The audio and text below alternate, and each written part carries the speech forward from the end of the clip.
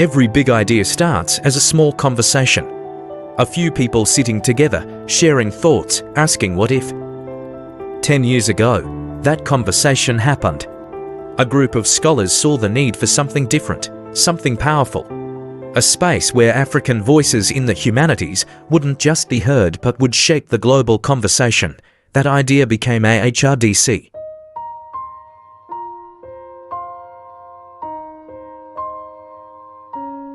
It wasn't just about research, it was about ownership. About telling our own stories, on our own terms, and so, a journey began. The idea was simple but ambitious. Create a network where African scholars could thrive. It started with a handful of people, but their vision was big. Bigger than the room they were sitting in, bigger than the university they were working from. They wanted something that could grow, that could connect minds across borders. Ahrdc actually started in 2015, but the journey to what we know today as the African Humanities Research and Development Circle goes far beyond that time. And we cannot discuss the history of the Ahrdc without first discussing the passion of the founder and our president.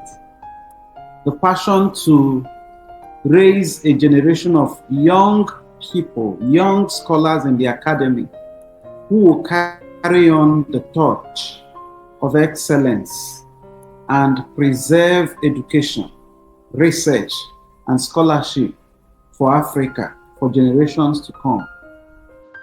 My name is Godi Uchendo. My discipline is history, and my role in Ahrdc is as the person who founded it, who started it. The story of Ahrdc is interesting to me because while I anticipated having a research group, I didn't plan on giving it a name, and I didn't know then it will be what it is today. It all started in 2008. When I came back from Germany in September 2008, I came back to start another research project. It was sponsored also by the Alexander von Humboldt Foundation that sponsored the postdoctoral program that I did in Germany from June 2006 until September 2008. So the Return Fellowship Award was to enable me continue with the work I was doing when I was in Germany. And in Germany, I had worked on Islam in Igbo land. It came out in a book I titled Dawn for Islam. So this book discussed how Islam started in Igbo land. With my return fellowship, I decided to extend beyond Igbo land to the rest of Eastern Nigeria. So this took me to the Niger Delta. And that's why my project for that period from October 2008 until end of 2009 was on Islam in the Niger Delta, because this took me to all the states of the Eastern Niger Delta, those that were formerly in Eastern region. It was as I was conceptualizing this project that I decided to throw it open to younger academics and postgraduate students.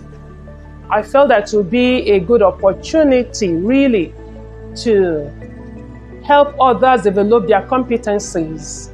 I benefited from several fellowships before this time.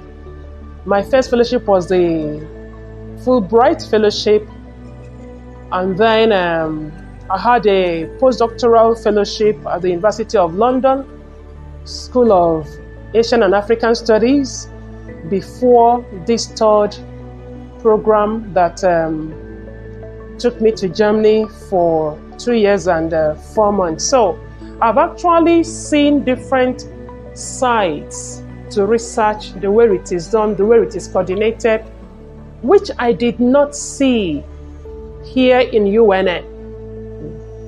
So I decided to start something in that direction, something that will give me an opportunity to transfer what I have learned to other people.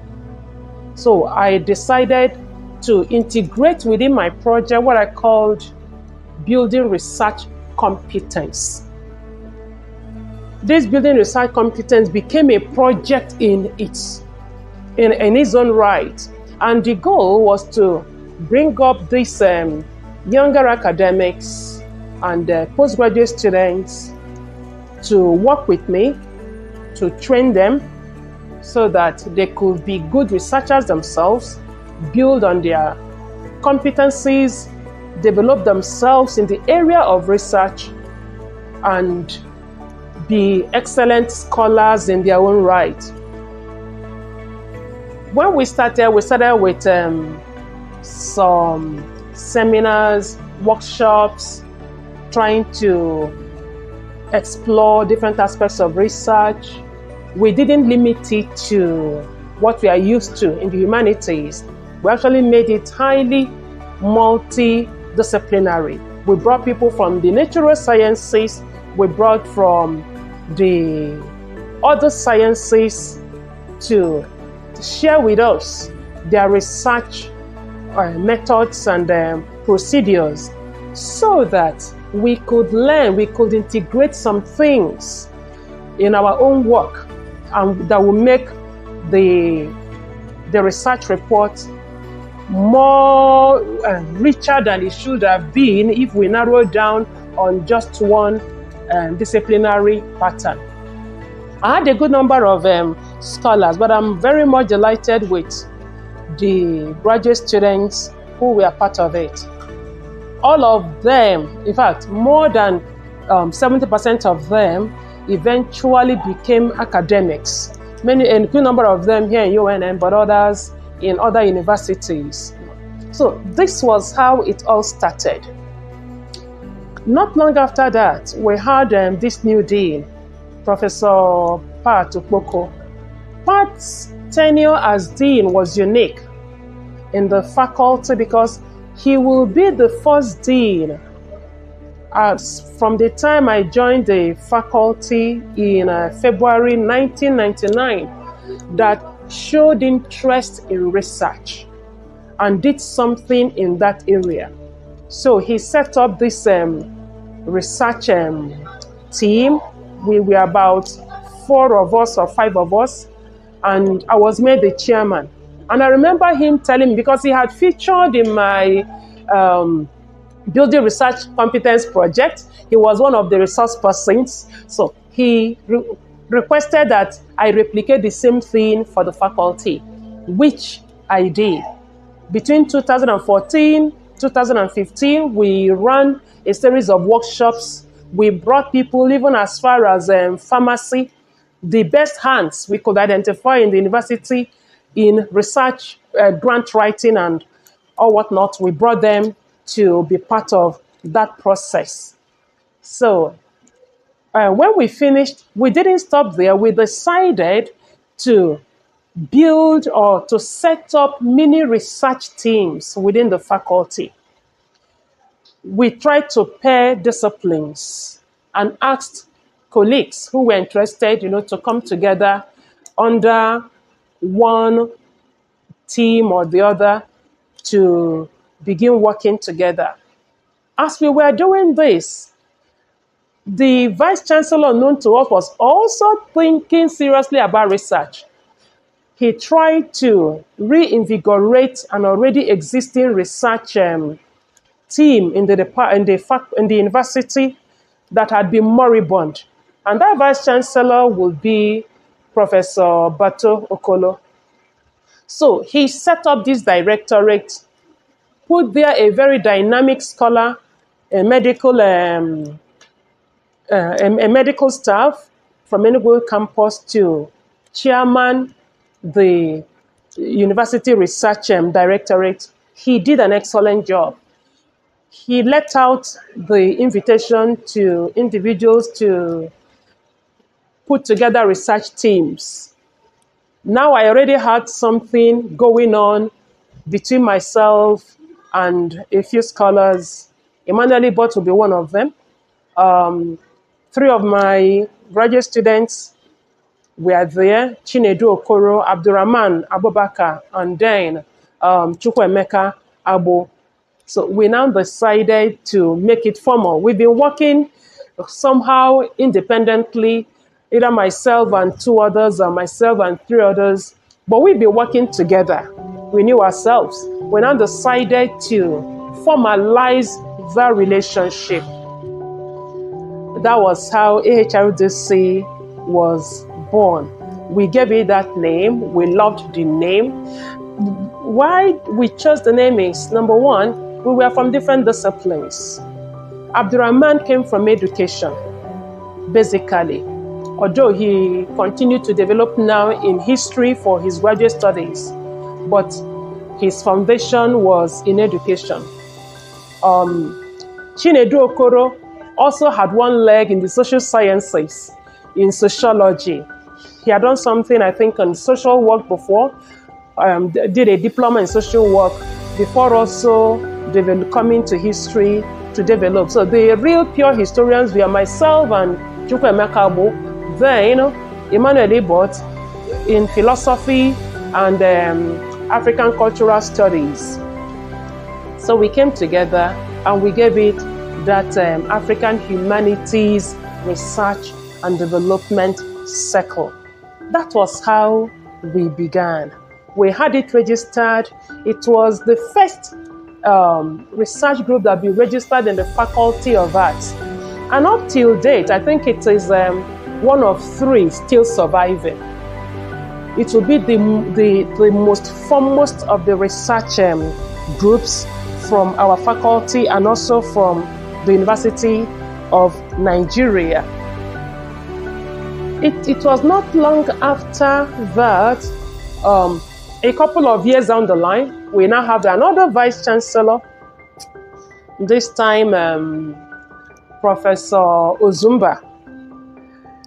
Under Ozumba, TED Fund was active, and there was this advert for institute-based research awards. We were among the first to secure an award, and that enabled us to expand on the work we have done during my my earliest building research competence project on Islam. We decided to work more on Islam. Why did we do that?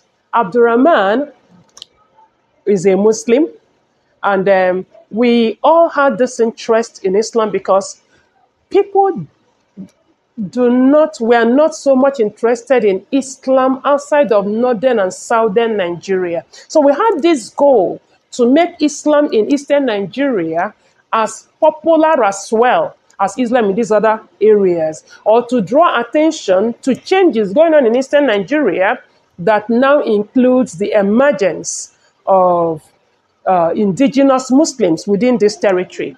Yes, they may be few in number, less than 1% of the population, but Islam already has a presence, and we felt we should bring this to the academic community and do more research on them when the actors were still with us, before we lose that generation, and picking the history and the pieces together will become difficult. So we chose a subject on that, patterns of Islamic dawah, that took us to different states in eastern Nigeria and beyond. Went as far as Delta State also to do this study.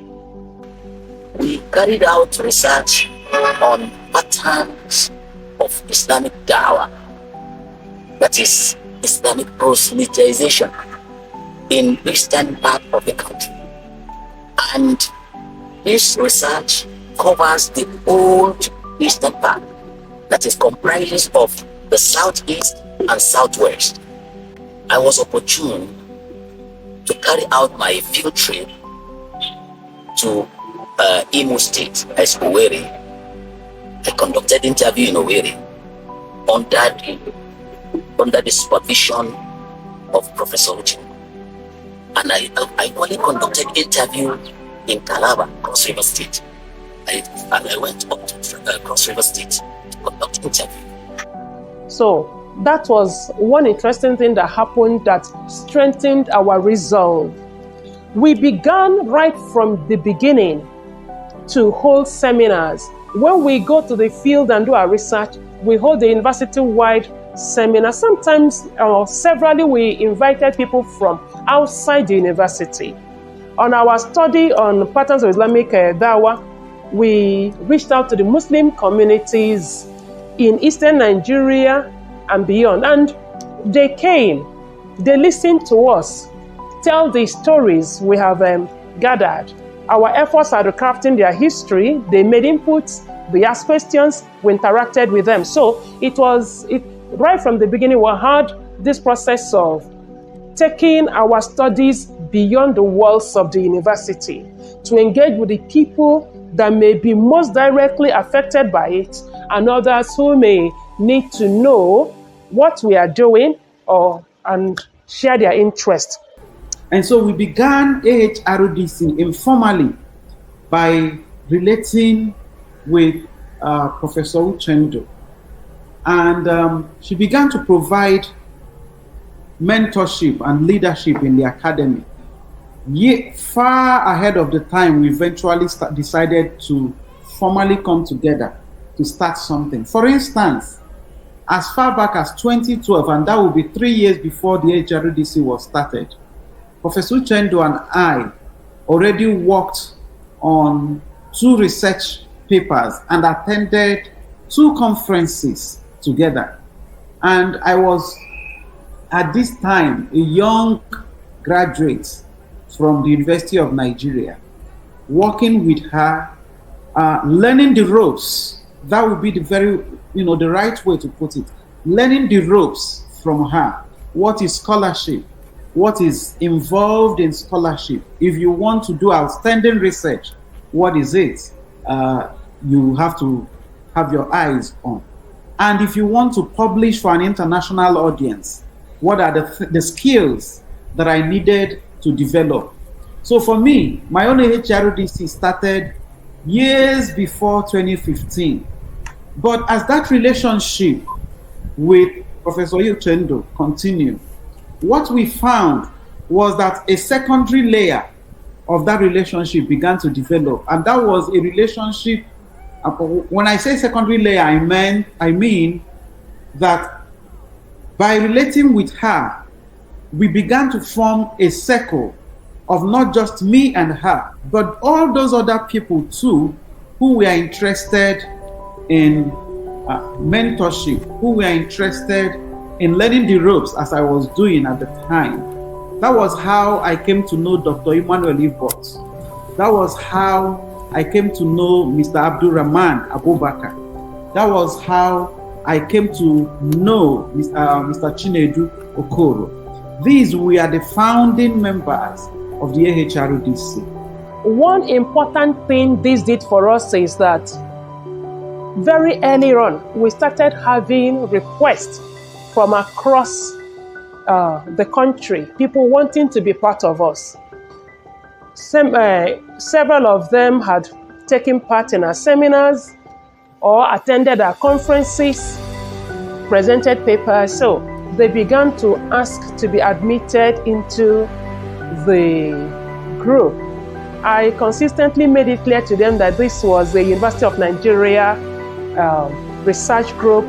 While we may acknowledge them as friends, at that time we didn't envision, throwing the research group open to people from other institutions, because we're thinking of our idea was that administrative bottlenecks may interrupt, this process. And if we have to bid for something like the IBR, Institute-Based Research grants, how do we explain having partners in other universities? But there was still an opportunity that could accommodate them, which was the National Research Fund, that actually allowed members to come from more than one university. So that was how we grew. One of the things that remains very special about HRDC is its focus on the small person, the small individual, the fact that it focuses on the individuals who may have potential but need guidance, people who may not necessarily have others to look up to or others to offer them a guiding hand. That has always been my memory of AHRDC before it even evolved into what it became as the African Humanities Research and Development Circle. From the very foundations of the organization, even before it became formally this organization, it prioritized the uplifting of young people. It prioritized the uplifting of young scholars, and this is invaluable. And I really do hope that AHRDC retains part of this identity. To tell the story of the AHRDC, we must first tell the story of the individual relationships that began with Professor Uchendo way before 2015. And then by 2015, we began to formalize what we had, and we started as an institution-based research group, domiciled at the University of Nigeria, first interested in studying Islam in Eastern Nigeria. Then when we fast forward to 2019, that is what I would consider our first major breakthrough as a research group, when we hosted the Humboldt College on Nigeria's resource wars. That was an international conference sponsored by the Alexander von Humboldt Foundation. And in attendance at that conference was the German ambassador to Nigeria. That conference, amongst several other achievements, announced us not just to the Nigerian society, but to the globe.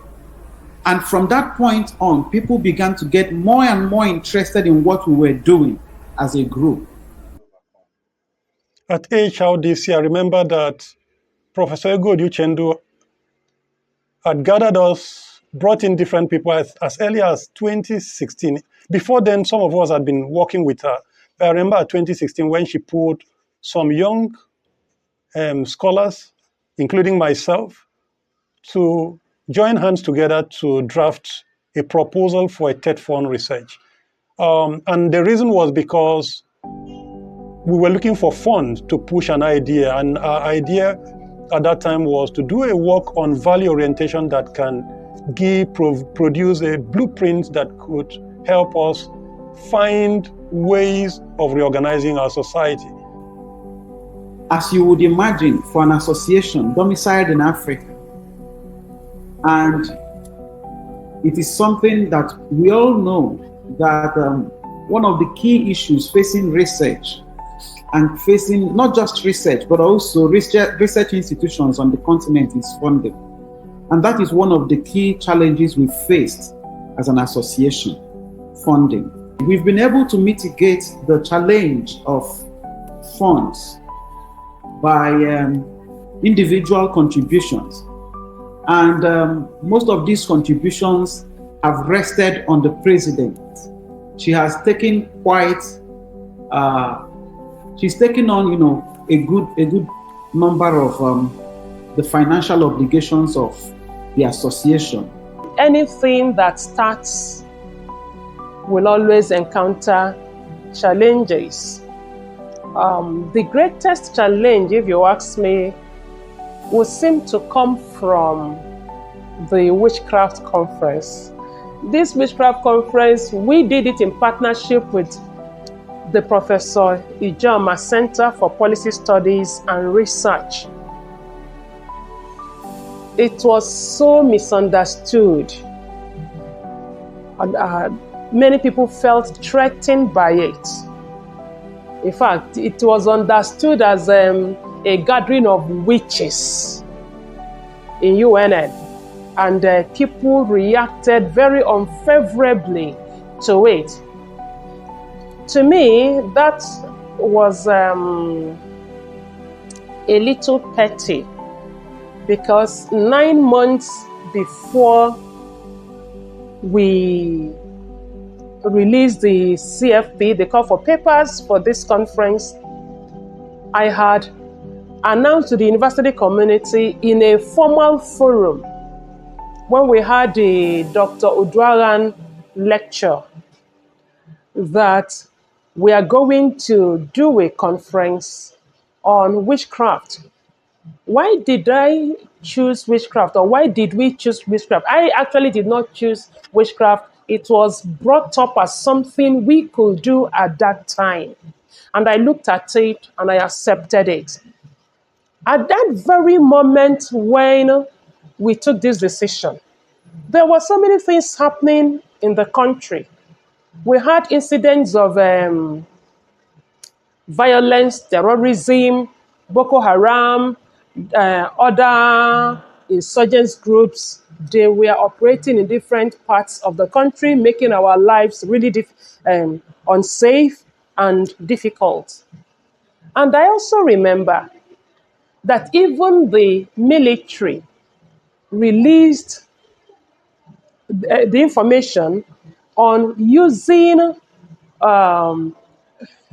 hunters and people with esoteric powers to fight insurgency in the country. I still recall that the governor of Zamfara State talked about hiring as many as 3,000, he didn't call them witches, but people in that category, to use their powers in their war against insurgents in his state. So our thinking was, what is going on in the country? Why are we resorting to these alternative methods, supernatural methods, so to say, of handling issues that were confronting us in Nigeria? Then we had to put this side by side, what was going on in the community, the way we frame witches, the things we believe in our different ethnic groups about witches, witchcraft, and so on. So we were convinced that understanding, demystifying witchcraft was really necessary. And we put out that CFP. Let us come. Let us understand this concept. What is it all about? Who are these witches? What qualifies to be given that tag? What do people do when they claim they are doing witchcraft? People do not like going home to their villages during festive seasons because they believe that somebody will deploy witchcraft against them. So we needed to understand these things. What is this witchcraft?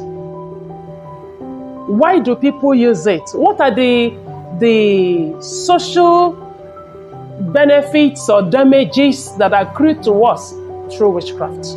I didn't think I needed to engage anybody on the debate that we are bringing witches to UNN. I made it clear that this is an academic event, and it was an academic event. And in the long run, people saw that it was an academic event. I'm happy that we held that conference because even adults, including men, came back to say thank you for hosting this conference. I used to live in fear of witchcraft, but I no longer am afraid of witchcraft. The biggest achievement of Ahrdc is that she was one of the first UNN Institute-based research groups still remember that before the university even advertised for the formation of research groups, Professor Good Uchendu had already conceptualized our giving a name to our group. And that was, I think, as early as 2015, 2016. So before UNN had called for the formation of research groups, AHRDC was already in the making. And some of the greatest achievements include a research project on patterns of Islamic Dawah in eastern Nigeria, and then the Nigerian resource wars, both of which produced not only academic papers, but also books. Well, our most prominent initiative would be the Don't Litter initiative, which was established in 2022. It was supposed to run for a period of 3 years, so it's terminating this year, 2025. So the role, the initiative focuses on our immediate environment in the University of Nigeria, Nsukka. And what it seeks to do is to change behavioral patterns about litter, about disposing waste. So we have done a number of cleanup, environmental, sanitation programs involving both lecturers and students. This was basically an effort that transformed the organization into just this academic organization, and one that offers mentorship and performs academic programs to one that fills specific needs in the society, one that is very instrumental and relevant to the society. And moving forward, I do hope that AHRDC can continue to champion some of these causes. The greatest initiative that stands out most to me in HRDC is not the works we do per se. It is the vision of the leader, Professor Ego Uchendu, to raise up a new crop of leaders who will pilot and give hope to the academic society that we live in, particularly like the UNN and other universities and tertiary institutions. Because if there is one thing at times we hear amongst young people, it is that education is scam. But when you get in touch with Professor Ego Uchendu, you get to realize that education is not a scam, but it's actually a lifeline for any person and any group of persons who intend to break even with the developments coming up in the world. There are so many things we have done, and I think that they are really wonderful and exciting. We have consistently run research workshops in all our conferences. We try to engage the younger scholars, emerging scholars, and then graduate students on building their research competence. It is a constant in our conferences. So the original goal with which we started, we are still pushing it forward, even now that we have transited to an association. That is important. A new thing we have started is going beyond the walls of the university to engage with the people outside the walls, to get involved in their lived experiences. Our studies, our researches try to answer a question, address a problem in the community, in our environment. And when we finish this study, we take them out. But now we have started engaging secondary school, primary school, trying to develop their thinking in various dimensions, in various ways. Every member of the AHRDC until Jesus comes must realize that in AHRDC we build on God. This is a professional association like no other. We are not ashamed to recognize and to acknowledge that God is at the foundation of what we do in the AHRDC. Our principal scripture in the HRDC is Proverbs 3, verses 5 and 6. Trust in God with all your heart and with all your heart, and acknowledge him in all you do. So in AHRDC, we acknowledge God in all we do. If we have succeeded in achieving anything as an association from 2015 till date, it is because we built on God. So that is one thing every member of the HRDC must have at the back of their minds. Whether you are coming to join us, whether you are coming to join this association several years down the line, if Jesus tarries, the foundation must not be shifted.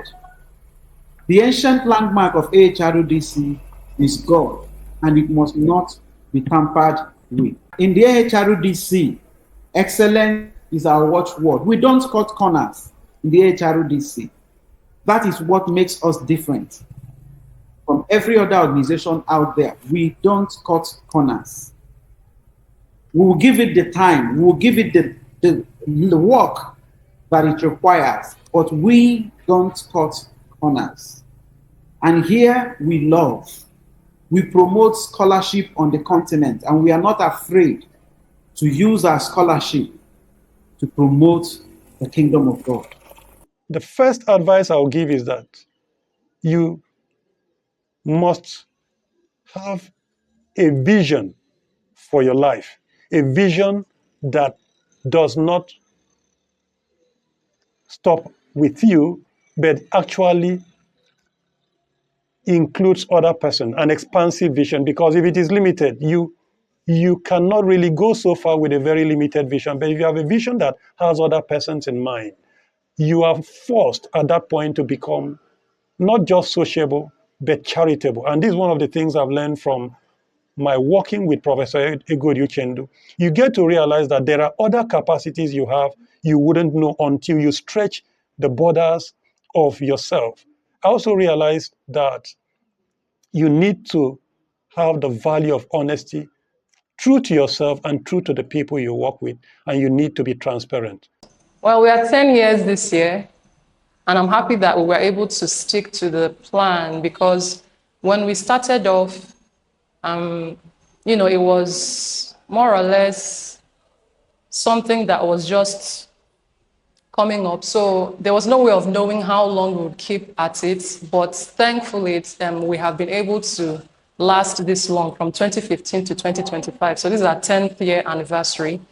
And also, one thing I would say is that our consistency, our conferences especially, which have drawn international attention, yes. We have had scholars from Nigeria and outside present papers and give talks in our conferences and our events. So I would say that those are some very important milestones. Yes, because we are not focusing on our immediate environment alone, that is University of Nigeria, Nsukka. We are trying to, the organization is actually, it has an international outlook. So I would say that having been able to achieve that in the 10 years that we have been operating is something that I am proud of. So we have benefited from the goodwill of the entire community. Many people have thanked the Don't Litter Initiative, the HRDC, for this project. And a student, one of our cleanup days, graciously made a donation, unsolicited, to us. I thank him, even though he didn't give us his name, but I thank him very much for that encouragement. I will not fail to mention Access Bank. Access Bank, we reached out to a number of banks, really. All the banks within the campus and in the neighborhood of the campus, we reached out to them for financial support for our initiative. But it was Access Bank who responded promptly, who so far has responded. We are grateful for their financial support. One of the big billboards we have at the second gate of the university, the 6th class gate, was from the support they made available to us. I also will thank my foundation, the Humboldt Foundation, and the German Federal Office that also supported this initiative massively. We are very grateful for all this support. And then we thank all our students, all our staff who come out when we call for cleanups. We do these cleanups to remind ourselves that our environment should be taken care of. There are so many other things we have done under the Don't Litter initiative. We have run seminars, we have run TED Talks, we have run shows, even an exhibition, all of them aimed at sensitizing the community, the general community, starting from children to adults, on taking care, the need to take care of our environment to ensure that our environment is healthy and that we can survive in this environment with little hassles. So I'm really proud of that initiative. It is under the Don't Litter initiative that we're actually having the conference on waste and environment. It is an aspect of the Don't Litter initiative, but it now falls in the same year that we are having the 10th anniversary of Ahrdc. I am really excited for the organization and for the path that it seems to be charting, and I look forward to seeing the impacts that Ahrdc will make in the Nsukka community, in the Enugu community, and the kinds of conversations that it will generate amongst academic organizations in Nigeria, especially when it comes to championing social change, when it comes to being the voice of difference, an organization that would actually take the initiative to embark on programs that will make a difference in the lives of the people around it. So I'm really excited for the future, and I am excited that this is Ahrdc's anniversary, and I look forward to what the future holds for the organization. 10 years of exploration, 10 years of impact. And now the journey continues. To those who have walked this path with us, we say thank you. To those who will join us, we say welcome. Ahrdc is not just a project, it's a legacy. And the best chapters are still to come.